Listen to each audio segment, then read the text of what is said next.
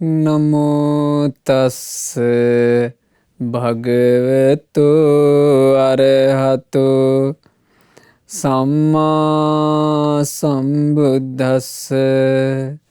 ඒ භාග්‍යවත් වූ අරහත් වූ මහා කරුණික වූ සියලු සංසාර දුක් නසාලන මහා ඖෂධයක් බඳු මේ උතුම් ශ්‍රී සද්ධර්මය ලෝකානුකම්පාවෙන් යුතුවම දේශනා කළ අපගේ බුදුරජාණන් වහන්සේට නමස්කාර වේවා. සාදු සාදු සාදු.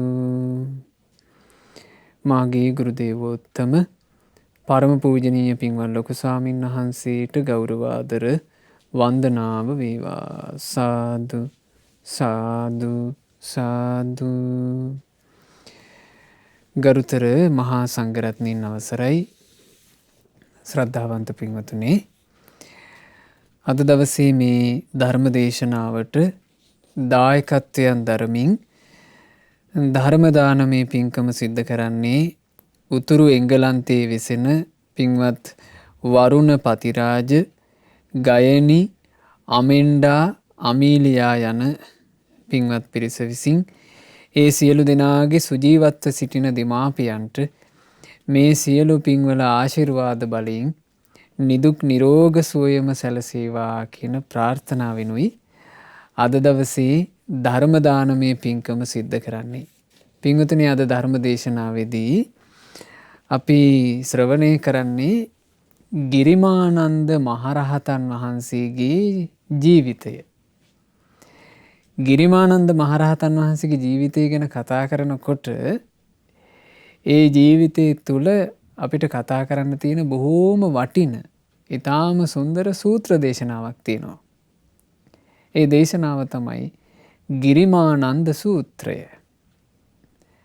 ගිරිමානන්ද ස්වාමීන් වහන්සේ ආරම්භයා වදාළ නිසා ඒ දේශනාවේ නම වැටුනේත් ගිරිමානන්ද කියලාමයි. ගිරිමානන්ද සූත්‍රය කියලා කියන්නේ රෝදුක් නසාලන පිරිත.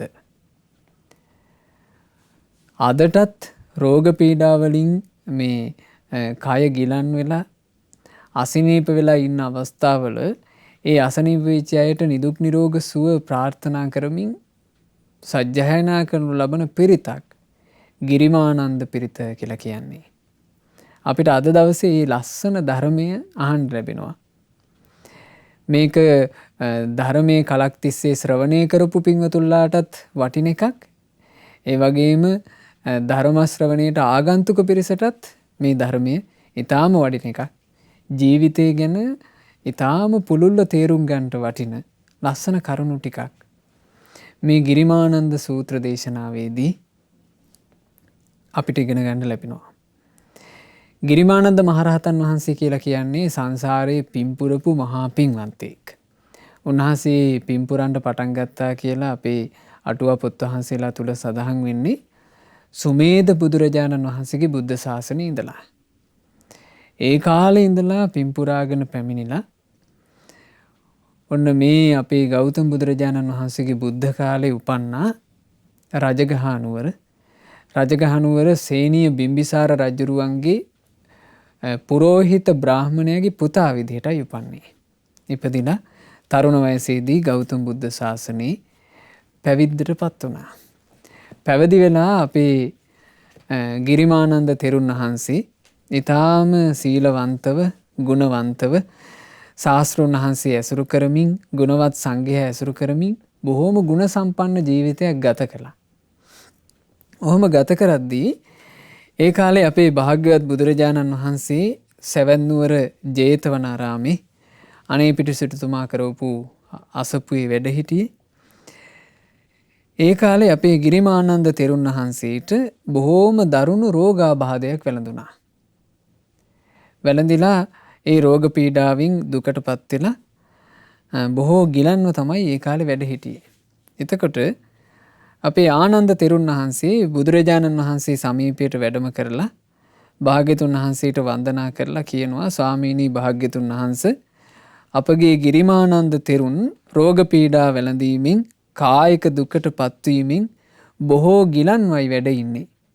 අනේ ස්වාමීනි භාග්‍යතුන් වහන්සේ අනුකම්පාව උපදවාගෙන ගිරිමානන්දයන් වහන්සේ සමීපයට වැඩම කරනවා නම් ඒක බොහෝම හොඳයි කියලා. ඒ ගිරිමානන්ද තෙරුන් වහන්සේට අර සුවපත් භාවයේ පිණිස හිතට ප්‍රීතිය උපදවන ධර්මයක් දේශනා කරන්න භාග්‍යතුන් වහන්සේ වැඩම කරනවා නම් හොඳයි කියලා. ඉතින් බුදුරජාණන් වහන්සේ ආනන්ද ස්වාමීන් වහන්සේට මෙහෙම පිළිතුරු දුන්නා. පින්වත් ආනන්ද, එහෙමනම් ඔබ ගිරිමානන්ද භික්ෂුව කරා යන්න. ගිහිල්ලා තථාගතයන් වහන්සේගේ වචනයෙන් මෙන්න මේ දස සංඥාව කියන්න. ඒ දස සංඥාව අහද්දී ඒ දස සංඥාව අහලා හිතට ප්‍රීතිය උපදින ඔය ගිරිමානන්ද භික්ෂුවගේ අසනීපය සංසිදී යන්නේය කියන කාරණේ ඒකාන්තයෙන් සිද්ධ වෙන දෙයක්. දස සංඥාව ඇහුවට පස්සේ ඔය අසනීපේ හොඳ වෙයි කිව්වා. ඒකල බුදුරජාණන් වහන්සේ ආනන්ද ස්වාමීන් වහන්සේට මේ දස සංඥාව කියන්නේ මොකක්ද කියලා කියලා දෙනවා. මොනවද ආනන්ද දස සංඥා කියලා කියන්නේ? අනිත්‍ය සංඥාව, අනාත්ම සංඥාව, අසුභ සංඥාව, ආදීනව සංඥාව, පහාන සංඥාව, විරාග සංඥාව, නිරෝධ සංඥාව, ඊළඟට සබ්බ ලෝකේ අනභීරත සංඥා, සියලු ලෝකයේ කෙරෙහි නොයැලෙන සංඥාව, ඊළඟට සබ්බ සංඛාරේසු අනිච්ච සංඥා, සියලු සංස්කාරයන් කෙරෙහි අනිත්‍ය සංඥාව, අවසාන එක තමයි ආනාපාන සතිය. ඕන් ඔය දස සංඥා මේ බුද්ධ ශාසනයක් ඇතුලේ තියෙන ජීවිතයේ යථාර්ථය දකින විස්මිත ක්‍රම 10ක් මේ.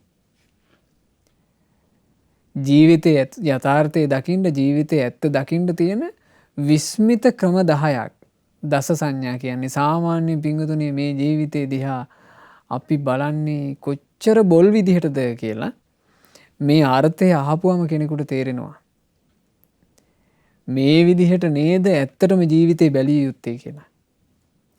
මොකද අපි ජීවිතේ ගත කරනකොට ඕන්න අපි දැක්කොත් එහෙම හදිස්සි අනතුරකින් කවුරු හරි මැරෙනවා. අනේ අපි කියන්නේ අපේ හතුරෙකුටවත් මෙහෙමනම් වෙන්න එපා. ජාතිත් මෙහෙමනම් වෙන්න එපා. අපේ තියෙන්නේ ඒ වගේ දැක්මවල. එක්ක වයසට යන අය දකින්නකොට අපිට හිතෙනවා අනේ මන්නම් මෙහෙම වයසට යන්නේ නැත්තම්. ලෙඩ වෙච්ච අය දකින්නකොට හිතනවා මේ අනේ මට මෙහෙම ලෙඩ දුක් එන්නේ නැත්තම්. කරදර පීඩා එනකොට අපිට නම් ඔහොම ඒවා වෙන්න එපා. අපි ජීවිතේ දිහා බලන විදිහ. බුදුරජාණන් වහන්සේ වදාළනේ මේ සංසාරගත සත්‍ය සම්පූර්ණයෙන් කන පිට හරවගෙන ලෝකෙ දිහා බලන්නේ. අසුභේ සුභ සංඥා. අසුභ දේවල් ගැන ලෝක සත්‍යයට තියෙන්නේ සුභයි, හැඩයි, හොඳයි කියන හැඟීම. අනිත්‍ය නිච්ච සංඥා. අනිත්‍ය දේවල් ගැන මේ ලෝක සත්‍යයට තියෙන්නේ නිත්‍ය හැඟීම. මේ දුක්ඛේ සුඛ සංඥා. දුක් සහිත දේවල් ගැන තියෙන්නේ සැප සංඥාව. සැපයි කියලා අඳුනගන්නේ. ඊළඟට අනාත්මේ අත්ත් සංඥා. තමන්ගේ වසඟේ පවත්වන්න බැරි දේවල් එහෙම පවත්වන්න පුළුවන් කියලා මේ ලෝකේ දකින්නේ ඒ විදිහට. ඒ විදිහට දකින ලෝක සත්‍යය තමයි මේ දීර්ඝ සසරේ පටලැවි යන්නේ. දීගා ජාග රතු රත්ති. මේ නිදි වරාගෙන ඉන්න කෙනාට රැය දිගට දැනෙනවා. දීගෝ සන්තස්ස යෝජනං. මහන්සි වෙලා ඉන්න කෙනෙකුට මේ යොදුනක් වගේ කෙටිදුරත් මහා දිගට දැනෙනවා. දීගෝ බාලානං සංසාරෝ සද්ධම්මං අවිජානතං. ඔය විදිහට වරදවා බලාගෙන දීර්ඝ සංසාර ගමනක වැටිච්චි මේ බාලයාට සසර ගමනත් ඒකාන්තයෙන් දිගයි. හේතුව මොකෝ? වැරදි විදිහටමනේ බලන්නේ. හරි විදිහට බලන්න ඥානෙ නෑනේ. ආන්ගේ ඥානෙ උපදවා ගන්නට ලස්සන ධර්මයක් මේ දස සංඥා. මොකද්ද පළවෙනි සංඥාව? අනිත්‍ය සංඥාව. භාග්‍යතුන් වහන්සේ වදාළ ආනන්දය අනිත්‍ය සංඥාව කියලා කියන්නේ මොකද්ද? ආනන්දේ මෙහිලා භික්ෂුව ආරණ්‍යයකට ගියත්, රුක් සෙවණකට ගියත්, නිදහස් තැනකට ගියත් මේන්න මේ ආකාරයට ඉතිපටි සංචික්කති නුවණින් මෙනෙහි කරනවා. එතකොට මේක කරන්නේ කොයි විදිහටද? නුවණින් ඥාණයෙන් කරන්න ඕන දෙයක්. නුවණින් මෙනෙහි කරනවා. කොහොමද මෙනෙහි කරන්නේ? රූපං අනිච්චා, රූපය අනිත්‍යයි. විඳීමුත් අනිත්‍යයි. හඳුනා ගන්න හැම දේවලුත් අනිත්‍යයි. සංස්කාරයනුත් චේතනා පහල කර කර ගොඩනගා ගන්න හැම දේත් අනිත්‍යයි. විඥානයත් අනිත්‍යයි. ඔය විදිහට මේ පංච උපාදානස්කන්ධය පිළිබඳව අනිත්‍ය ස්වභාවයම දැක දැක වාසය කරනවා. මේකටයි ආනන්දය අනිත්‍ය සංඥා කියලා කියන්නේ. පංච උපාදානස්කන්ධයේ ඇත්ත දැකීම. පංච උපාදානස්කන්ධයේ ඇත්ත දකින්නවා කියලා කියන්නේ කුමක ඇත්ත දකින්න එකද? ජීවිතයේ ඇත්ත දැකීම. පංච උපාදානස්කන්ධය කියලා කිව්වේ මේ ජීවිතේට. රූප, වේදනා, සංඥා, සංස්කාර, විඥාන කියන මේ පහ අනිත්‍ය වශයෙන් දැක දැක වාසය කරනවා. භාග්‍යවතුන් වහන්සේගේ ශාසනයේ මේ අනිත්‍ය වශයෙන් පංච උපාදානස්කන්ධය විදර්ශනා කිරීම බුදුරජාණන් වහන්සේ නිතර භික්ෂූන්ට අවවාද කරපු එකක් නේ. මේ පංච උපාදානස්කන්ධය විදර්ශනා කරන ආකාරය ගැන වෙනම ධර්ම සංයුක්තයක්ම අන්තර්ගතයිනේ. සංයුත්ත නිකායේ කන්ද සංයුක්තය. පංච උපාදානස්කන්ධයේ භික්ෂුව අනිත්‍ය වශයෙන් විදර්ශනා කරනවා. අනිත්‍ය වශයෙන් නුවණින් දකිනවා. මේවා අනිත්‍යයි. රූපය කියලා කියන්නේ අනිත්‍ය වෙලා යනවා. අනිත්‍ය කියලා කිව්වේ මොකද්ද? වෙනස් වී යාම. වෙනස් වෙනවා. රූපය කියන එක අපි කවුරුත් වෙනස් කර ගන්නව නෙවෙයි. වෙනස් වෙවි යනවා. වෙනස් වෙනවා. විඳීමුත් වෙනස් වෙනවා. අඳුන ගන්න සියල්ලත් වෙනස් වෙනවා. චේතනා පහල කර ගොඩනගන යන්තාක් දේ ඇද්ද? ඒවත් වෙනස් වෙනවා. විඥානෙත් වෙනස් වෙනවා. ඕන් ඔය අනිත්‍ය ස්වභාවය විදර්ශනා කිරීම තමයි අනිත්‍ය සංඥා කියලා කියන්නේ. ජීවිතය දිහා බලන හරි ක්‍රමයක් අනිත්‍ය සංඥා. ඊළඟට අනාත්ම සංඥාව. පින්වත් ආනන්දේ අනාත්ම සංඥා කියලා කියන්නේ මොකක්ද? ආනන්දේ මෙහිලා භික්ෂුව ආරණ්‍යයකට ගියත්, රුක් සෙවණකට ගියත්, නිදහස් තැනකට ගියත් මේ විදිහට තමයි එයා නුවණින් විමසන්නේ. ඇස අනාත්ම දෙයක්. අනාත්මයි කියලා කිව්වේ පින්වතුනේ තමුන්නේ වසඟේ පවත්තන්ට බැරි එකක්. මට ඕන විදිහට මෙහෙම වේවා මෙහෙම නොවේවා කියලා පවත්ව ගන්න බැරි එකට කියනවා අනාත්ම. ඇස කියලා කියන්නේ එහෙම Tamanට ඕන විදිහට වසඟේ පවත්වන්න බැරි එකක්. එහෙම වසඟේ පවත්වන්න පුළුවන් නම් දැන් අපිට ඔය අපි බුද්ධ දේශනාව තුළ අපි අහනවනේ ඇස සංවර කරන්න, කන සංවර කරන්න කියලා. අපිට නිකන් කමාන්ඩ් එකක්, විධානයක් දෙන්න විතරයි තියෙන්නේ. ඇහැ අහවල් දාතියේ රූප විතරක් බලාපන්. අහවල් ಜಾති ඒවා නුඹ නොබැලිය යුත්තේය කියලා මේ ඇහැට අපි වෙනම විධානයක් දෙන්න විතරයි ඕනේ. අපිට ඕන විදිහට පුළුවන්නේ. එහෙම බෑ. ඇහැ කියන්නේ අනාත්ම එකක්. තමන්ගේ වසඟේ පවත්වන්න බෑ. ඇහැට පේන රූපත් අනාත්මයි. කනත් අනාත්මයි. කනට ඇහෙන ශබ්දත් අනාත්මයි.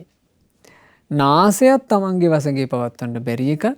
නාසයට දැනෙන ගඳ සුවඳත් තමුන්ගේ වසඟේ පවත්වන්න බැරි ඒවා. දිවත් තමන්ගේ වසඟේ පවත්වන්න බෑ, අනාත්මයි. දිවට දැනෙන රසත් එහෙමයි. ඒවත් අනාත්මයි. කයත් අනාත්ම එකක්. කයට දැනෙන පහසත් අපිට ඕන විදිහට පවත්වන්න බෑ, අනාත්මයි. මනසත් ආන් එහෙමයි. මනසත් තමන්ගේ වසඟේ පවත්වන්න බැරි එකක්. මනසට යන්තාක් හිතුවිලි එනවද? ඒ හිතුවිලි තමන්ගේ වසඟේ පවත්වන්න බැරි ඒවා කියලා ඕන් ওই විදිහට ආධ්‍යාත්මික හා බාහිර වූ සයවැදෑරුම් ආයතනයන් පිළිබඳව. ආධ්‍යාත්ම ආයතන කියලා කිව්වේ ඇස කන නාසය දිව කය මනස කියන මේ හයට. බාහිර ආයතන කිව්වේ ඒ ඇස කන නාසය දිව කය මනසට ගෝචර වෙන දේවල්. රූප ශබ්ද ගන්ධ රස පහස අරමුණු කියන හය. මෙන්න මේ පිළිබඳව අනාත්ම ස්වභාවය මෙවුවා තමන්ගේ වසඟේ පවත්වන්න බැරි දේවල් නේද කියලා නුවණින් දැක දැක වාසය කරනවා. මේකේ අර්ථය මොකද්ද? තමාගේ යයි සලකන මේ ජීවිතෙත් තමන්ට ඕන විදිහට පවත්වන්න බෑ. මේ ජීවිතය කියලා කියන්නේ පින්වතුනි ඇස කන නාසය දිවකය මනස කියන හයින් හැදිච්ච එකන්නේ. මේ ජීවිතේ අපිට අපේ වසඟේ පවත්වන්න බෑ. අනාත්මයි. මේ ජීවිතේ අපේ වසඟේ පවත්වන්නත් බෑ. බාහිර ලෝකේ අපේ වසඟේ පවත්වන්නත් බෑ. අපිට ගොඩාක් වරදින තැනනේ. අපිට ඕන විදිහට මේවා වෙන්න ඕන කියලා. හරියට අපි බාහිර ඒවා පතනවනේ. බෑ වෙනස් කරන්න.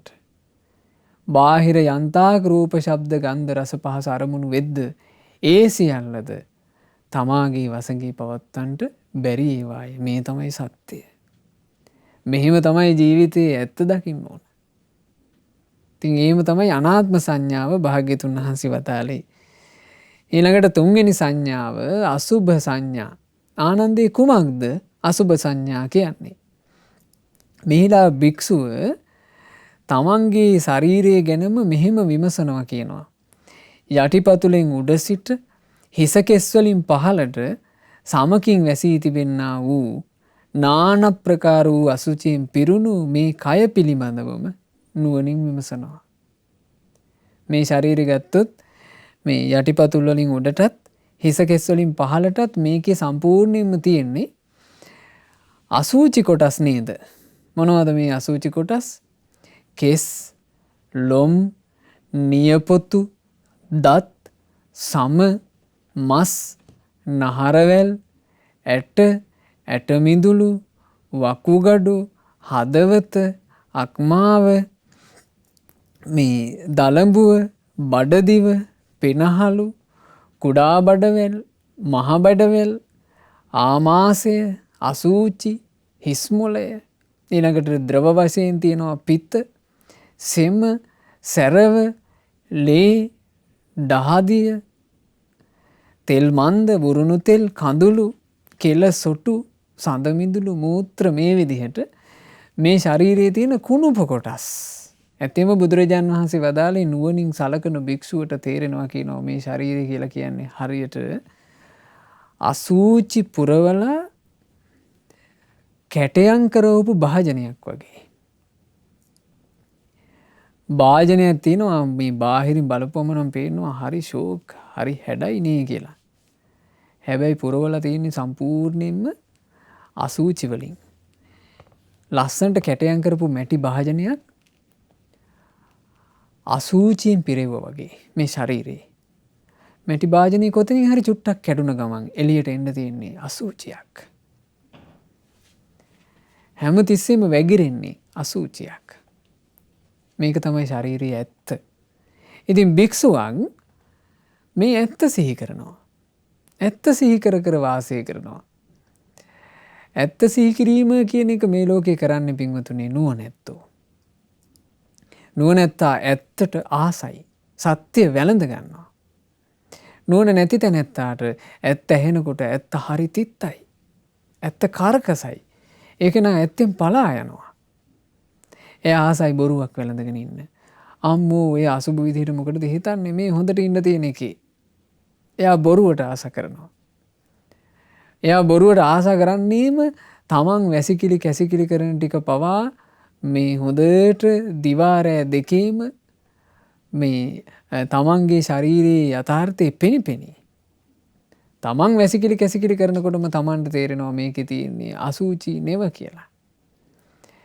ඒවා දවසකට දෙතුන් සැරේ සුද්ධ පවිත්‍ර කරගත්තේ නැත්නම් කොටින්ම දවස ගත කරනකොට මේ ශරීරය කී වතාවක් අපි මේ දහඩිය ගඳ හින හින්දා සෝදලා පිරිසිදු කරගන්නවද? එතකොට කෙනෙක් ඒ ඇත්ත නුවණින් දකිනවා. ඒ ඇත්ත නුවණින් දැක්කා කියලා මේ මිනිස්සයා නිකන් වනචාරියෙක් වගේ මේ අතපය හොදන්නේ නැතු ඉන්නේ නේ. ඒක නම් මේක දකින්නේ කුමකින්ද? ඥානෙන්. දියුණු කරන ලද නුවණින්. ඔය විදිහට භික්ෂුව කය පිළිබඳව අසුබ වශයෙන් දැක දැක වාසය කරනවා. ආනන්දේ මේකට තමයි කියන්නේ අසුබ සංඥාව කියලා. දැන් ඒ කාලේ පින්වතුනේ ආචාර්යයන් වහන්සේලා පැවිදි වෙච්ච භික්ෂූන්ට අනිවාර්යෙන් පණ උපු භාවනාවන්නේ අසුබ භාවනාව. ඒට හේතුව තමයි පැවිදිච්ච භික්ෂුව කාමයන් తాවකාලිකව හෝ කාමයන් අත්හරින්න දක්ෂ වුණා. කාමයන් බැහැර කරන්න දක්ෂ වුණා. අර කාමයන් එක තියෙන ඇලවිල්ල මේ අඩු ගානේ ගලවගෙන එන්න දක්ෂ වුණා. ඒ භික්ෂුව ආයේ කැරකිලා ඒ කාමී තුලට වැටෙන්න ඕන තරම් ඉඩ තියෙනවා. ඒ හින්දා තමයි ආචාර්යයන් වහන්සේලා පැවිදිච්ච භික්ෂුවට අනිවාර්ය භාවනා 4ක් පැනෙවුවානේ. බුද්ධානුස්සති මෙත්තාච අසුභං මරණස්සති. බුද්ධානුස්සතියත් මෛත්‍රියත් අසුභයත් මරණ සතියත් නිතර වඩන්න කිව්වනේ. ඒ හේතුව ඇත්ත සිහි කර කර වාසය කිරීම. ඊළඟට 4 වෙනියට භාග්‍යතුන් වහන්සේ වදාලා ආනන්දේ ඊළඟට කියන්ට ආදීනව සංඥාව. කුමක්ද ආදීනව සංඥාව? මෙහිලා භික්ෂුව ආරණ්‍යයකට ගියත් රුක් සෙවණකට ගියත් නිදහස් තැනකට ගියත් මේ ආකාරයෙන් තමයි නුවණින් විමසන්නේ. එතකොට බලන්න මේ හැම කාරණයකදම භාග්‍යතුන් වහන්සේ වදාරනවා එයා ඉන්නේ කොතන වුණත් ඒ ඉන්න තැනගෙන ඉඳගෙන ඒ ඉන්න තැන ඉඳිමින් එයා කරන්නේ කුමක්ද? නුවණින් විමසීම. නුවණින් යුක්ත විඳීම. නුවණින් විමසනවා කොහොමද? බහු දුක්ඛෝ කෝ අයං කායෝ බහු ආදීනවෝ. මේ කය වනාහි බොහෝ දුක් තියෙන බොහෝ ආදීනව තියෙන තැනක්. ඉතිමස්මින් කායේ විවිධා ආබාධා uppajjanti. මේ කයේ නොයෙක් নানা ප්‍රකාර ආබාධය උපදිනවා නේද? ඒ මොන වගේ ආබාධද? චක්කු රෝගෝ ඇස් රෝග ඇති වෙනවා. සෝත රෝගෝ කනේ ලෙඩ ඇති වෙනවා. නාසා රෝගෝ නාසීත් ලෙඩ හට ගන්නවා. ජීවහා රෝගෝ දිවේත් ලෙඩ හට ගන්නවා. කාය රෝගෝ කයේ නොයෙක් ලෙඩ රෝග හට ගන්නවා. සීස රෝගෝ හිසෙත් ලෙඩ රෝග හට ගන්නවා. ඊට පස්සේ මේ පිටිකනෙහිත් රෝග හට ගන්නවා. මුඛ රෝගෝ මුඛයේ নানা ප්‍රකාර රෝග හට ගන්නවා. දන්ත රෝගෝ දත්වල ලෙඩ. ඊළඟට කාසෝ සාසෝ පිනාසෝ ෂය රෝගය ඇදුම රෝගය පීනස් රෝගය ඩහෝ ජරෝ කුච්චි රෝගෝ නොයෙක් දැවිලි හට ගන්නවා. දාහ රෝගයන්. ඊළඟට උණ හැදෙනවා. ඊළඟට කුසී නොයෙක් රෝග හට ගන්නවා. මුච්චා පක්ඛන්දිකා සිහි මූර්ජා වෙනවා. ලේ අතිසාරේ හැදෙනවා. ඊළඟට මේ අර්සස් රෝග ඇති වෙනවා. කොලරා රෝග ඇති වෙනවා. කුෂ්ඨ හැදෙනවා. ගඩු හැදෙනවා. නොයෙක් හැමේ රෝග හට ගන්නවා.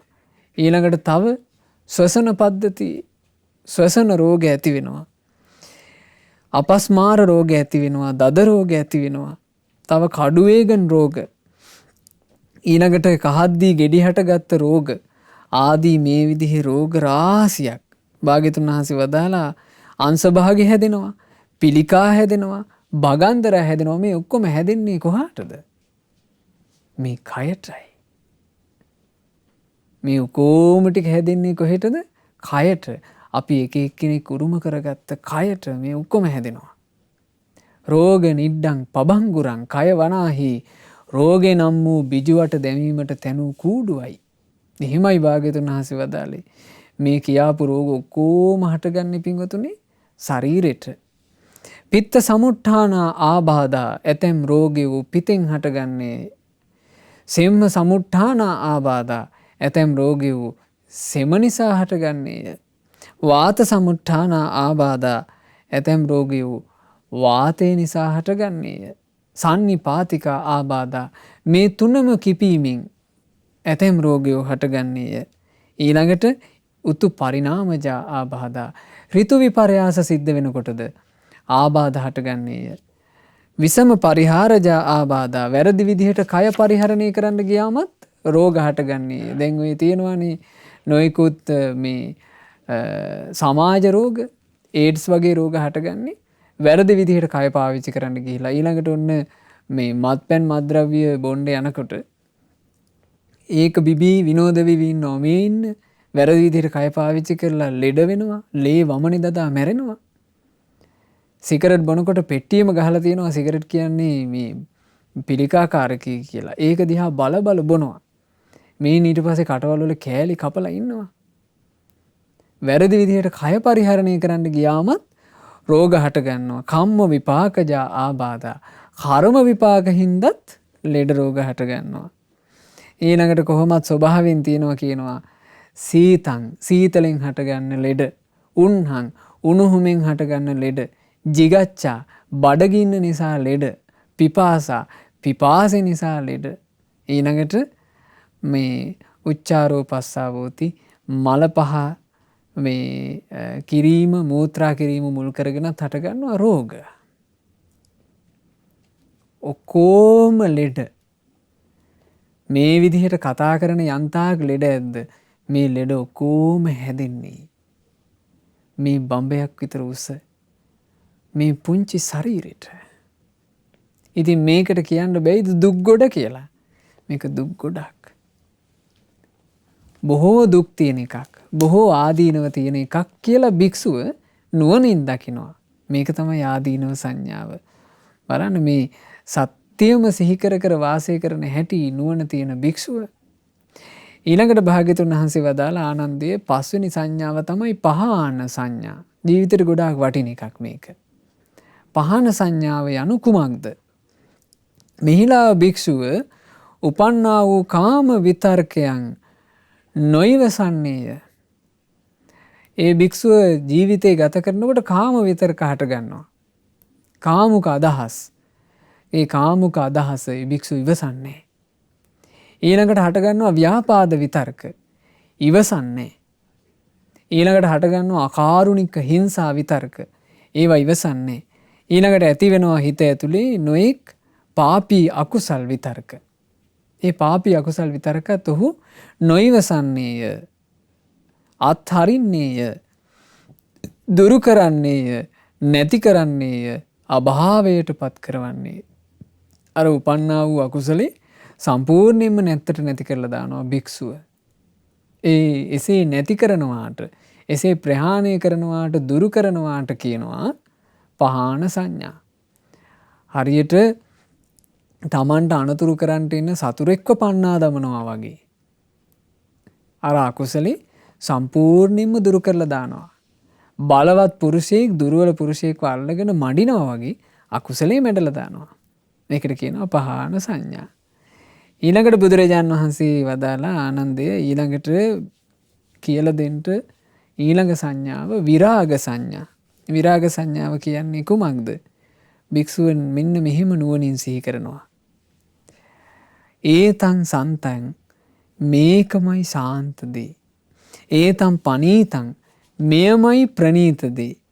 යදිදං සග්බ සංඛාර සමතෝ සියලුම සංස්කාර ධර්මයන් සංසිඳී ගිය සබ්බූ පදි පටි නිස්සග්ගෝ සියලු කෙලෙස් සහිත කර්මයන් දුරු වෙලා ගිය තණ්හක්ඛයෝ තණ්හාව ෂය වෙලා ගිය විරාගෝ නිබ්බානං විරාගී වූ අමා මහ නිවනමයි සැප. ඇයි මේ භික්ෂුවට දැන් අර සංඥා තුලින් ජීවිතේ දිහා බලනකොට ඒ භික්ෂුවට නිවනම නෙවෙයිද සැප? ඇයි පංච උපාදානස්කන්ධෙත් ඔහු දකිනවා අනිත්‍ය වශයෙන්. ඇස කන නාසය දිවකය මනස රූප ශබ්ද ගන්ධ රස පහස අරමුණු මේවා දකින ඔක්කොම අනාත්ම වශයෙන්. මේ කුණු කයක් බවම දකිනවා. ඊළඟට ආදීනව වලින් පිරිච්ච එකක් බව දකිනවා. ඒකට කය සම්බන්ධයෙන් මේ භික්ෂුව දැක්කා. ඊළඟට භික්ෂුව දකිනවා පහාන සංඥාව පුරුදු කරන කෙනා මේ හිතේ තියෙන අරගලේ. මේකේ කයත් කුණුයි. හිත ඇතුළේත් මහා කුණු හිතුවිලි හැට ගන්නවා. කාම සංකල්ප, ව්‍යාපාද සංකල්ප, විහිංසා සංකල්ප, নানা ප්‍රකාර අකුසල් හිතුවිලි මෙව ඇති වෙනවා. එතකොට භික්ෂුව නිවනම සැපයි, නිවනම ශාන්තයි, නිවනම ප්‍රණීතයි කියලා නුවණින් සලකනවා. ඒක තමයි විරාග සංඥාව. ඊළඟට බුදුරජාන් වහන්සේ වදාලා ආනන්දේ කුමද්ද නිරෝධ සංඥා. නිරෝධ සංඥාව කියලා කියන්නේ මෙන්න මේකට.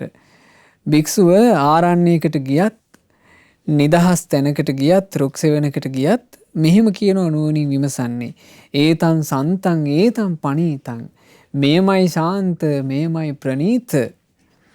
යදිදන් සබ්බ සංඛාර සමතෝ සබ්බූ පදිහි පටිනිස්සග්ගෝ. සියලු සංස්කාරයන් සංසිඳී ගිය, සියලු කෙලෙස් සහිත කර්මයන් දුරු වී ගිය, තණ්හක්ඛයෝ තණ්හාව ෂේ වී ගිය, නිරෝධෝ නිබ්බානං දුක නිරුද්ධ වූ තැනක් ඇද්ද? ඒ අමෘත වූ නිවනයි. ඒකමයි සැප. නිර්වාණයමයි සැපය. වෙන තැනක කොහිද සැප? මොකද නිවන කියන තැනට භාග්‍යතුන් වහන්සේ වදාළේ මේ ලෝකයේ තියෙන අසංකතය. අසංකතයේ ස්වභාවය තමයි නුප්පාදෝ පඤ්ඤායති. එහි උපතක් නැත. න වයෝ පඤ්ඤායති. එහි නැසීමක් නැත. න ටිතස්ස අඤ්ඤ තත්තම් පඤ්ඤායති. පවතින දේ තුල වෙනස් වීමක්ද නැත. ඒ තමයි නිවනේ ස්වභාවය. උපදින හැම තැනකම පංච උපාදානස්කන්ධේ යම් තැනක උරුම කරගන්නවද? ඇස කන නාසය දිවකය මනස යම් තැනක උරුම කරගන්නවද? එතන දුකමයි. ඒ නිසා දුකින් නිදහස් වීමෙන්මයි සැපේ තියෙන්නේ. භික්ෂුව නිවන ගැන එහෙම හිතනවා. මේ සියලු කෙලෙස් වලින් නිදහස් වුණ විරාගී නිවනමයි සැප. සියලු දුක් නිරුද්ධ වුණ ඒ අමෘත නිවනමයි සැප. ඒ තමයි විරාග සංඥා සහ නිරෝධ සංඥා. ඊළඟට භාග්‍යතුන් වහන්සේ ආනන්ද ස්වාමීන් වහන්සේට වදාරනවා, ආනන්දේ සබ්බ ලෝකේ අනබිරත සංඥා. සියලු ලෝකයේ පිළිබඳව නොඇලීමේ සංඥාව කියලා කියන්නේ මොකද්ද? ආනන්දේ මෙහිලා භික්ෂුව මේ ස්කන්ධ ධාතු ආයතන ලෝකයේ කෙරෙහි තිබෙන යම් බැස ගැනීමක්, යම් බැඳීමක්, යම් චේතනාත්මක අදිටන් කිරීමක් ඇද්ද? අභ්‍යන්තරව කෙලෙස් පවත්වන ස්වභාවයක් ඇද්ද? ඒවා දුරු කරමින් නොබැඳෙමින් නොයලී සිටිනවා. මේක තමයි සියලු ලෝකයේ පිළිබඳව නොයැලෙන සංඥාව. ලෝකය කියලා කිව්වේ භාග්‍යතුන් වහන්සේ දේශනා කළා. ලෝකය කියලා මේ සත්‍යය ග්‍රහණය කරගන්නේ එකම තැනක්. එයා ග්‍රහණය කරගන්නවා. එයාගේ ලෝකේ බවට පත් වෙනවා.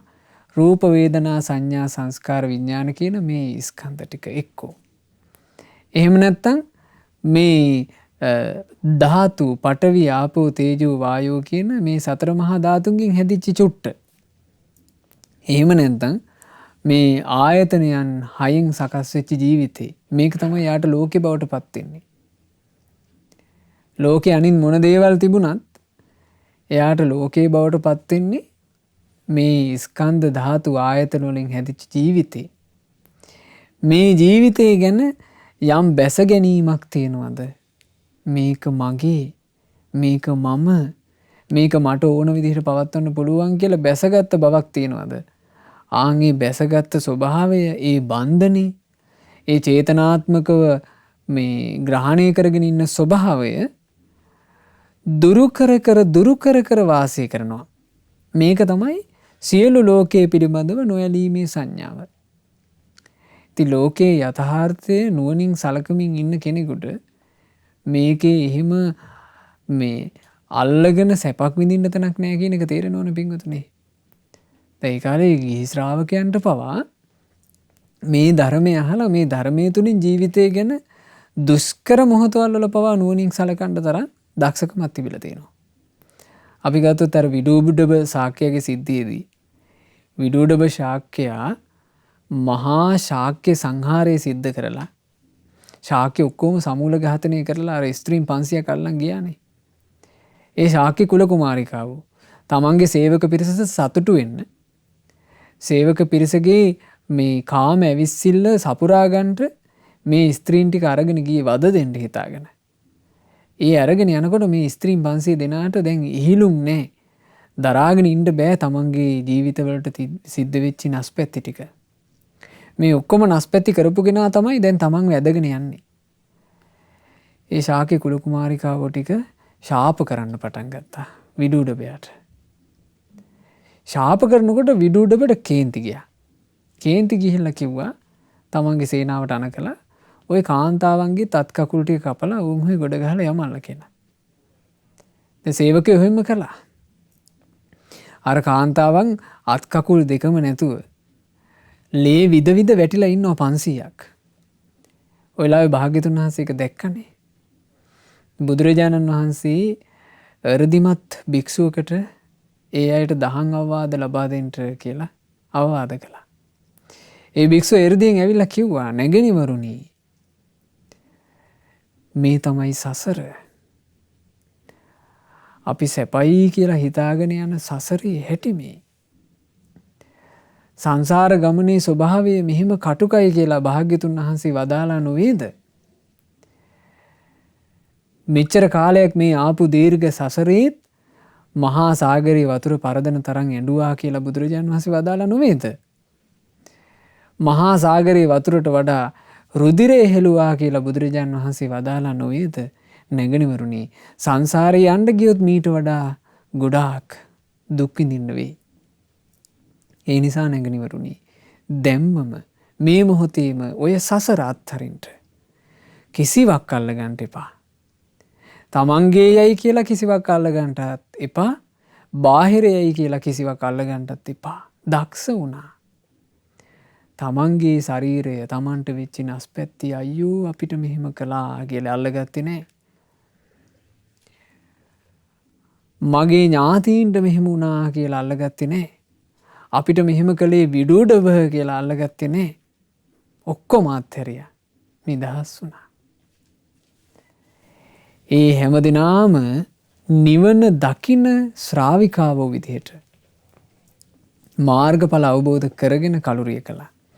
ඉතින් ඒ නිසා මේ ලෝකයේ ගැන අපි එහෙම තේරුම් අරගෙන ඉන්න ඕන පින්වතුනි. මොකද අපි ගත්තොත් එහෙම අපේ ජීවිතවල නැත්තම් මහා බොළඳ කල්පනානේ අපිට තියෙන්නේ. ඒවාමනේ මේ ලෝකෙත් වර්ණනා කරන්නේ. ඒවා මුල් කරගෙන මේ චිත්‍රපටි ටෙලිනාට්‍ය ආදී මේ හැමදේමත් හැදෙන්නේ. සමහරවිට සංසාරයෙන් සංසාරයට දෙන්නෙක් එකට යනවා. ඒවා ඊළඟට මහා සංසාරගත බන්ධන. සමහරවිට පෙම්වතුන් පෙම්වතියන්ට පෙම්වතියන් පෙම්වතුන්ට කියනවා මේ අපි ಜಾතිත් එකතු වෙමු කියලා. මේ වගේ හරි බොළඳ කල්පනා තුලනේ යන්නේ ලෝකේ. ඉතින් එහෙම කල්පනා තුල යන බොළඳ ලෝකෙක අපිට මේ බණපදයක් අහන්න ලැබෙනකොට අඩු ගානේ මෙවට හිත හරි පහදිනවා නම් ඔබම ඔබ ගැන සතුටු වෙන්න ඕන. අපිම අපි ගැන සතුටු වෙන්න ඕන. අනේ මට මේ බුදුබණ පදයකට හිත පහදිනවනේ. මේක සත්‍යනේ කියලා මට හිතෙනවනේ කියලා අපිම අපි ගැන සතුටු වෙන්න ඕන. බුදුරජාණන් වහන්සේ වදාලා ඕක තමයි ආනන්දය. සබ්බ ලෝකේ අනබිරත. මේ සියලු ලෝකයේ කෙරෙහි නොයලීමේ සංඥා කියලා කිව්වේ. ඊළඟට භාග්‍යතුන් වහන්සේ වදාරනවා නවවෙනි සංඥාව. නවවෙනි සංඥාව මොකද්ද? සබ්බ සංඛාරේසු අනිච්ච සංඥා. සියලු සංස්කාරයන් පිළිබඳව අනිත්‍ය සංඥාව. කුමක්ද මේ සියලු සංස්කාර පිළිබඳව අනිත්‍ය සංඥාව කියන්නේ? ආනන්දය මෙකරුණේලා භික්ෂුව සියලු සංස්කාර වලින් පීඩාවට පත් වේද, ලැජ්ජාවට පත් වේද, පිළිකුලට පත් වේද එයයි. මේ සංස්කාර කියලා කිව්වේ හටගත්ත සියලු දේ. හටගත්ත සියලු දෙයින් කම්පාවට පත් වෙනවා. හටගත්ත සියලු දෙයින් ලැජ්ජාවට පත් වෙනවා. හටගත්ත සියලු දෙයින් පිළිකුලට පත් වෙනවා. ඒ කිව්වේ මොකද්ද? මේ ලෝකේ අත්හරිනවා. මේ සසර ගමන අත්හරිනවා. ඉතින් ධර්මයේ ඇසූ සංසාරයේ යථාර්ථය දැක්ක කෙනෙක් තමයි ඒක කරන්නේ. දැන් නැත්තම් එහෙම අතාරිනවා කියන එක ලේසි නෑනේ. දැන් ඇතැම් අහනවානේ අපි දැන් ධර්මයේ හැසිරিলা නිවන් දැක්කොත් නිවන දැක්කාම අපිට අපිව නැතුව යනවද කියලා අහනවානේ. නිවන් දැක්කාම අපි කොහෙද ඉන්නේ? එහෙම අහන අය ඉන්නවානේ. හරි අපි නිවන් දැක්කොත් එහෙම අපි කොහෙද ඉන්නේ කියලා අහනවානේ. එතකොට කල්පනාවේ දුර්වලකම පේනවනේ නේ. ඒ කෙනා හැම සංස්කාරයකින්ම ලැජ්ජාවට පත් වෙනවා, පිළිකුලට පත් වෙනවා, පීඩාවට පත් වෙනවා. දහිම් භික්ෂුවක් වාසය කළා. එක භික්ෂුන් වහන්සේ නමක් උන්වහන්සේ වනාන්තරයේ කුටියක හොඳට විදර්ශනා කරගෙන හිටියා. ඒ ඉන්නකොට පින්වතුනේ උන්වහන්සේ කිසිසේත් බලාපොරොත්තු වෙච්චි නැති මරණයකට උන්වහන්සේට මුහුණ දෙන්න සිද්ධ වුණා. ඒ කියන්නේ හදිසියෙම උන්වහන්සේ කාලක්‍රියා කළා. කලුරිය කරලා උන්වහන්සේ කෙලින්ම උපන්නේ ජීවිතේ ගුණ පුරලා තිබ්බ නිසා තව්තිසාවේ. තව්තිසාවේ ඉපදිලා දැන් තව්තිසාවේදී ලැබුණා දිව්‍යමය ශරීරය. හැබැයි දිව්‍යමය ශරීරය ලැබුණාට ඒ දිව්‍යමය ශරීරයට හිත සතුටුුන්නේ. මැණික් තොරණක් වගේ ලස්සනයි කියනවා ඒ ශරීරේ. හැබැයි හිත සතුටුුන්නේ. ඇයි මොකද පුරුදු කරපු ධර්මයක් තියෙනවා. හිත සතුටුුන්නේ එතන මුලා වුන්නේ. මේන් එතනින් දුකටපත් වෙවි ඉන්නකොට අප්සරාවියෝ 500ක් දුවගෙන එනවා. දේවපුත්‍රය ඔයා එන්ට අපිත් එක්ක සතුටු වෙන්න කියලා. මේ දෙවියට මහා කලකිරීමක් ඇති වුණා. ඒ කලකිරීම ඇති වෙනකොටම ඒ අසරණ භාවය හටගන්නකොටම සරණ හෙව්වා බුදුරජාණන් වහන්සේ. ඒ බලනකොට ඒ වෙලාවේ භාග්‍යතුන් වහන්සේ ගන්ධ කුටියේ වැඩ ඉන්නවා. ඒ දෙවියා බලවත් පුරුෂයෙක් හැකිලූ අතක් දිගහරින වේගෙට දික් කරපු අතක් හකුලන වේගෙට චුත වුණා. බුදුරජාණන් වහන්සේ ඉදිරියේ පහළ වුණා. පහළ වෙලා කියනවා ස්වාමීනි භාග්‍යතුන් වහන්සේ මං මෝහයෙන් හදපු කැලයකට වැටුණා. ඒ මෝහයෙන් හදාපු කැලේ කිව්වේ මොකද්ද? තව්තිසාවට. තව්තිසාවටයි කිව්වේ. ඒ හටගත්ත කිසිම දෙයක් අල්ලගත්තේ නැහැ. මෝහයෙන් හදාපු කැලේකට මං වැටුණා. ස්වාමීනි මට කාන්තාව ටිකක් ලැබෙලා ඉන්නවා අප්සරාවියෝ ටිකක්. මට දැනෙන්නේ හරියට ඈලා කතා කරන එක පිසාචියෝ ගොන්නක් කෑ ගහනවා වගේ. අනේ ස්වාමීනි මට මේකෙන් නිදහස් වෙන්න ඕන. ඉතින් බුදුරජාණන් වහන්සේ දෙවියාට ධර්මයේ වදාලා ධර්මය වදාලා අවසන් වෙනකොට ඔහු සෝතාපන්න ශ්‍රාවකෙක් බවට පත් වුණා. ඉතින් ඒ නිසා ඒ විදිහට භික්ෂුන් නුවණින් සලකනවා මේවා ඔක්කොම අනිත්‍යයි. මේවා එකක්වත් සදාකාලිකව තියෙන්නේ ඔක්කොම ටික වෙනස් වෙලා යනවා කියලා නුවණින් සලකන එකට තමයි කියන්නේ සියලු සංස්කාර පිළිබඳව අනිත්‍ය සංඥා කියලා කිව්වේ ඕකට. ඊළඟට බුදුරජාණන් වහන්සේ වදාලා ආනන්දය අවසාන සංඥාව තමයි ආනාපාන සතිය. ආනාපාන සතිය ගැනත් ඔබ කියන්ට කොහොමද ආනාපාන සතිය වඩන්නේ? භික්ෂුවක් ආරණ්‍යයට හෝ රුක් සෙවණට හෝ නිදහස් තැනකට හෝ ගිහිල්ලා හොඳට පළඟක් බැඳගෙන ඍජු කරගත් කය ඇතුව වාඩි වෙනවා. භාවනා කරන අරමුණ ගැනම හොඳට සිහිය පිහිටුව ගන්නවා. දැන් මේ භික්ෂුව සිහියෙන් යුක්තවම හුස්ම ගන්නවා. සිහියෙන් යුක්තවම හුස්ම හෙලනවා. එතකොට මේක කරන්නේ ජීවිතේ දිනන්ට කැමති කෙනෙක්මයි. නැත්නම් ඉතින් අපි හැමතිස්සෙම හුස්ම ගන්නවනේ. හුස්ම හෙලනවනේ. කිසි සිහියක් නැහැනේ. එතකොට භික්ෂුව ඒකටම සිහිය යොමු කරනවා. දීර්ඝ ලෙස ආශ්වාස කරනකොට දීර්ඝ ලෙස ආශ්වාස කරනවා කියලා දැනගන්නවා. දීර්ඝ ලෙස ප්‍රශ්වාස කරනකොට දීර්ඝ ලෙස ප්‍රශ්වාස කරනවා කියලා දැනගන්නවා. ඊළඟට කෙටියෙන් කරන ආශ්වාසය කෙටි ආශ්වාසයක් බවත් කෙටියෙන් කරන ප්‍රශ්වාසය කෙටි ප්‍රශ්වාසයක් බවත් අඳුන ගන්නවා. ඔය විදිහට මේ අවධානයෙන් භාවනා කරනකොට මේ භික්ෂුවට සාමාන්‍යයෙන් තියෙනවට වඩා කය ප්‍රකට වෙනවා. එතකොට මුළු කය ගැනම හොඳ සංවේදී බවකින් යුක්තව භික්ෂුව ආශ්වාස කරනවා. ඒ වගේම ප්‍රශ්වාස කරනවා. ආශ්වාස ප්‍රශ්වාස කියන කාය සංස්කාරය. අපි අහලා තියෙනවානේ සංස්කාර ගැන කියනකොට පටිච්චසමුප්පාදේනේ. කාය සංස්කාර, චිත්ත සංස්කාර, වචී සංස්කාර. ඒ අතරේ කාය සංස්කාර තමයි ආශ්වාස ප්‍රශ්වාස. මේ ආශ්වාස ප්‍රශ්වාසයේ තව තවත් සැහැල්ලු කර කර ඔහු ආශ්වාස කරනවා කියනවා ප්‍රශ්වාස කරනවා කියනවා. මේ විදිහට භාග්‍යතුන් වහන්සේ මේ ගිරිමානන්ද සූත්‍රයේදී මේ නිවන දක්වාම ආනාපානසති භාවනාව පුරුදු වෙන හැටි දියුණු වෙලා යන හැටි වදාලා. ඉතින් ওই විදිහට වදාරලා භාග්‍යතුන් වහන්සේ දේශනා කරනවා ආනන්දය ඔබ ඔන්න ඔය කරුණු 10 ඔය සංඥාවල් 10 ගිරිමානන්ද භික්ෂුවට කියන්න. ඕක අහද්දී ගිරිමානන්ද භික්ෂුව අසනීපේ සංසිඳුවාගෙන සුවපත් වෙනවා කියන කාරණේ වෙනවා. ඉතින් අපේ ආනන්ද තෙරුන් වහන්සේ ගිරිමානන්ද ස්වාමීන් වහන්සේ ළඟට ගිහිල්ලා ওই දස සංඥාව පැවසුවා. ඒ දස සංඥාව අහලා ඉවර වෙනකොටම ඒ දස සංඥාව ඇහුවේ නුවණින් විමස ධර්ම ප්‍රීතිය උපන්නා. ධර්ම ප්‍රීතියෙන්ම ගිරිමානන්ද ස්වාමීන් වහන්සේගේ අසනීපේ සම්පූර්ණයෙන්ම දුරු වුණා. ඒ අසනීපෙන් නැගී හිටියා. ඒ අසනීපේ ප්‍රහාණය වෙලා ගියා කියනවා. ඒ නිසාම ශ්‍රද්ධාවන්ත ශ්‍රාවකයෝ ওই ගිරිමානන්ද සූත්‍රය පිරිතක් විදිහට පාවිච්චි කරනවා අද පවා. රෝග පීඩා වලින් නැගී හිටීම පිණිස ඇත්තෙන්ම පින්වතුනේ ඒකේ අනුහස් තියෙනවා. ඒකේ අනුහස් තියෙනවා. ලෙඩක් දුකක් තියෙන වෙලාවට ගිරිමානන්ද පිරිත සජ්ජායනා කරන්නට ඒකාන්තයෙන් ආශිර්වාදයක් තියෙනවා. ඒ ගිරිමානන්ද සූත්‍රයේ තියෙන ගිරිමානන්ද ධර්මයේ තුල කියවෙන ධර්මය නුවණින් මෙනෙහි කරපු ඥානවන්තයන්ට ප්‍රීතිය උපන්නා. ඒ ප්‍රීතියෙන් බලවත් රෝග පවා නැසී ගියා. ඒ සත්‍ය ආනුභාවයෙන් ඒකාන්තයෙන් සාමාන්‍ය රෝග පීඩා සුවපත් වෙනවමයි. ඉතින් ගිරිමානන්ද තෙරුන් වහන්සේ ආරම්භයා තමයි ওই ධර්මයේ වදාළේ. ඉතින් ඒ අපේ ගිරිමානන්ද තෙරුන් වහන්සේ ගෞතම සාසනයේ කෙලෙස් නැසූ රහතන් වහන්සේ නමක්. උන්වහන්සේ අරහත්ත්වේ පසක් කරලා කුටියේ වැඩ ඉන්නකොට වරසාවක් ඇදහැළුණා. අන්න ඒ වෙලාවේ උන්වහන්සේ ප්‍රීතියෙන් ගාථා පැවසුවා. ඒවා තමයි ගිරිමානන්ද තේර ගාථා විදිහට සඳහන් වෙන්නේ. හරිම ලස්සන ගාථා 5ක් උන්වහන්සේ වදාලා.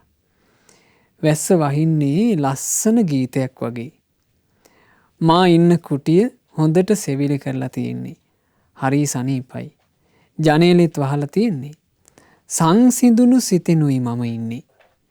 ඉතින් වැහි වලාකුළ කැමති තරම් වහින්න. වැස්ස වහින්නේ ලස්සන ගීතයක් වගේ. මං ඉන්න කුටිය හොඳට සෙවිලි කරලා තියෙන්නේ. හරි සනීපයි. ජනේලයත් වහලා තියෙන්නේ. ශාන්ත සිතකිනුයි මමත් ඉන්නේ. ඉතින් වැහි වලාකුළ කැමති තරම් වහින්න. වැස්ස වහින්නේ ලස්සන ගීතයක් වගේ. මා ඉන්න මේ කුටිය හොඳට සෙවිලි කරලා තියෙන්නේ. හරිම සනීපයි. ජනේලෙත් වහලා තියෙන්නේ. රාග රහිත සිතිනුයි මමත් ඉන්නේ. ඉතින් වැහි වලාකුළ කැමති තරම් වහින්න. වැස්ස වහින්නේ ලස්සන ගීතයක් වගේ.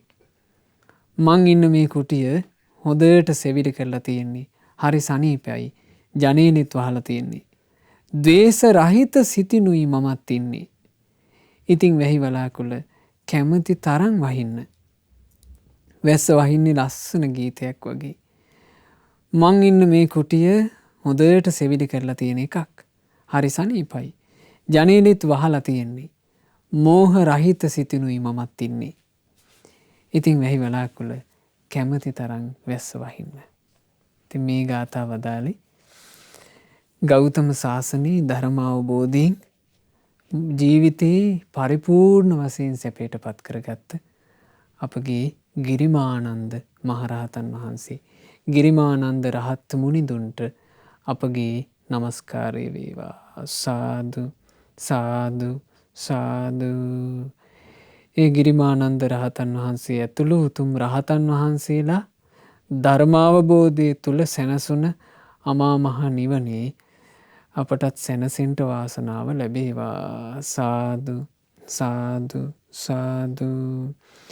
රැස් කළා වූ සියලු පුණ්‍ය ධර්මයන් සක්දෙවිඳුන් ප්‍රධාන සියලු දෙවියෝ සතුටින් අනුමෝදන් වෙත්වා. පින් අනුමෝදන් වන දෙවියෝ දිව්‍ය සැපයෙන් වැඩෙත්වා. ශ්‍රද්ධා සීලාදීන්ද වැඩෙත්වා. ඒ සියලු දෙවියන්ගේ රැකවරණ අප හැම දිනාටම දෙවියෝ නොඅඩුවම සලසත්වා. දෙවියෝද සසර දුකින් අත මිදෙත්වා. සාදු සාදු සාදු. ගුරු දේවෝත්තම පින්වත් ලොකු ස්වාමීන් වහන්සේට අපි රැස් කළා වූ සියලු පින් අනුමෝදන් වෙලා නිදුක් නිරෝග සුවය දීර්ඝායුෂ සැලසේවා. ගෞතම සාසනය තුල උතුම් වූ චතුරාර්ය සත්‍ය ධර්මය පරිපූර්ණ වශයෙන්ම අවබෝධ කරගන්නට පින්වත් ලොකු ස්වාමීන් වහන්සේට වාසනාව ලැබෙත්වා. සාදු සාදු සාදු. රැස් කළා වූ මේ සියලුම පුණ්‍ය ධර්මයන් අද දවසේ මේ උතුම් ධර්ම දානමය පින්කම සිදු කරන ඒ සුපින්නතුල්ලාගේ නමින් යන්තාක් මේ යන්ට යෙදුණු ඥාතීන් හිත මිත්‍රාදීන් වෙද්ද ඒ සියලු දෙනාට පින් අනුමෝදන් වෙලා ඥාතීන්ගේ පරලෝ ජීවිතේ ඒකාන්තයෙන්ම සැපයට පත්වෙත්වා කියන අදහසින් ඥාතීන්ට පින් අනුමෝදනා සිදු කරන්න. අද ධර්ම දානමය පින්කම සිදු කරන්නේ තමන්ගේ ආදරණීය දෙමාපියන්ට පින්පෙත් අනුමෝදනා කරන අදහසින් උතුරු එංගලන්තයේ වෙසෙන පින්වත් වරුණ පතිරාජ, ගයනී, අමෙන්ඩා, අමීලියා යන ඒ පින්වතුන්ලා විසින් ඉතින් ඒ අයගේ දෙමාපියන්ට මේ ධර්ම දානමය පිනේ ආශිර්වාදයෙන් තෙරුවන් සරණින් සියලු දෙවියන්ගේ රැකවරණයෙන් සියලු යහපත සැලසේවා, නිදුක් නිරෝග සුව දීර්ඝායුෂ සැලසේවා, සුවසේ පින් කරගෙන ගෞතම සාසනේ ධර්මාවබෝධ කරන්ට වාසනාව ලැබෙත්වා කියලා අපි සෙත් ප්‍රාර්ථනා කරමු. රැස් කළා වූ සියලු පුණ්‍ය ධර්මයෝ අද ධර්ම දානමය පින්කම සිදු කරන උතුරු එංගලන්තයේ වෙසෙන පින්වත් වරුණ පතිරාජ, ගයනී, අමෙන්ඩා, අමීලියා යන ඒ පින්වතුන්ලාට අනුමෝදන් වෙලා ඒ අයට කිසි කරදරයකින් බාධාවකින් තොරව සුවසේ නිදුකින් ජීවිත ගත කරන්නට ලැබේවා. ඒ වගේ මේ අය බලාපොරොත්තු වෙන විදිහට කොරෝනා වසංගතය හමුවේ බොහෝ සෙයින් උදව් උපකාර කළ උතුරු එංගලන්ත මහමෙවුනා භාවනා අසපුවට සම්බන්ධ ඒ සියලු හිත මිත්‍රාදීන්ට මේ සියලු පින්වල ආශිර්වාදය තෙරුවන් සරණ සැලසේවා. සියලු දෙනාට නිරතුරුව කල්යාණ මිත්‍ර ඇසුරම ලැබේවා. ධර්මාවබෝධ කරන්ට වාසනාව ලැබේවා කියලා ඒ පින්වතුන් ප්‍රාර්ථනා කරනවා. ශ්‍රද්ධා මාසික ධර්මදාන සමාජික සමාජිකාවන්ටත් ශ්‍රද්ධා කාර්ය මණ්ඩලයේ සියලු දෙනාටත් සුපින්වත් ඔබ සියලු දෙනාටත් අද දවසේ මේ ධර්ම දානමය පින්කම සිදු කළ ඒ පින්වත් වරුණ පතිරාජ මහත්මයා, ගයනී, අමෙන්ඩා, අමීලියා යන ඒ පින්වතුන් ඇසුළු ඒ පවුල්වල සෑම සියලු දෙනාටත් මේ සියලු පින්වල ආශිර්වාදයෙන්, රත්නත්‍රයේ ආශිර්වාදයෙන්, සියලු දෙවියන්ගේ ආශිර්වාදයෙන් සියලු යහපතම සැලසේවා. නිදුක් නිරෝග සුව චිරජීවන සැලසේවා. සුවසේ කල්යාණ මිත්‍ර ඇසුරේ ධම්මග දියුණු කරගෙන සුවසේම පින් රැස් කරගෙන ගෞතම සාසනය තුල ධර්මාවබෝධ කරන්ට ඔබ හැම දිනාට වාසනාව ලැබෙත්වා කියලා අපි සිත ප්‍රාර්ථනා කරනවා. හැම දිනාටම තෙරුවන් සරණයි. නමෝ බුද්ධාය. මෙවැනි වටිනා ධර්ම දේශනා ශ්‍රවණය කිරීමට ශ්‍රද්ධා ඩේලි YouTube චැනලය සබ්ස්ක්‍රයිබ් කරන්න.